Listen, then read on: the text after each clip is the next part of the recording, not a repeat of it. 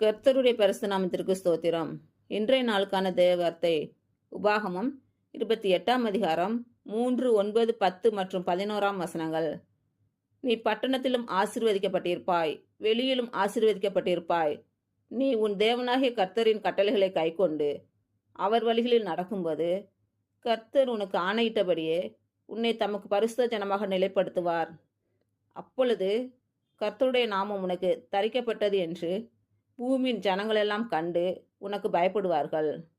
உனக்கு கொடுப்பேன் என்று கர்த்தர் உன் பிதாக்களுக்கு ஆணையிட்ட தேசத்தில் கர்த்தர் உன் கற்பத்தின் கனியிலும் உன் மிருக ஜீவன்களின் பலனிலும் உன் நிலத்தின் கனியிலும் உனக்கு பரிபூர்ண நன்மை உண்டாக கட்டளையிடுவார். இன்று பிறந்த நாள் மற்றும் திருமண நாள் காணும் அனைவருக்கும் இயேசு கிறிஸ்துவின் நாமத்தினாலே வாழ்த்துக்கள். கர்த்தர் உங்கள் பலவீனங்களை மாற்றி உங்களுக்கு பலத்தை கட்டளையிடுவாராக.